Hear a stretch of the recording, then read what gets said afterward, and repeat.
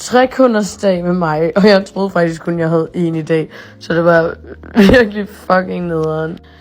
Jeg starter med at tage alle ting frem. I dag der prøver jeg sådan lidt at prep. Jeg sådan vil lave det til mit nye år, mit sabbatår, ligesom at gå lidt mere op i, hvordan jeg sådan passer på mine hænder, når jeg laver negle. Så I guess that's what I do. Så jeg tager det med bare på, og jeg fandt ud af, at jeg sådan ikke kan tage maske på, når jeg har det her hår. Så det er fucking fedt. Det må jeg jo bare leve med.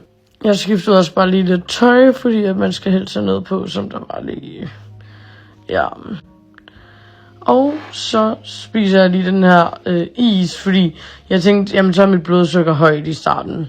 Så det var det inspo pick for det første kunde. And this is my favorite. Altså, like, hun har været her siden dag 1. Jeg ved, der er mange af jer kunder, der har været her i 2 år. Men til april, der har vi 2-årsdag, mig og hende. Så det er fucking beautiful.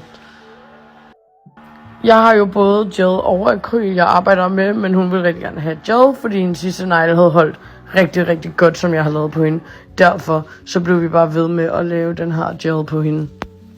Efter application, så skal vi jo lægge en filer, og det er jo mit hadeting, men det skal sgu gøres.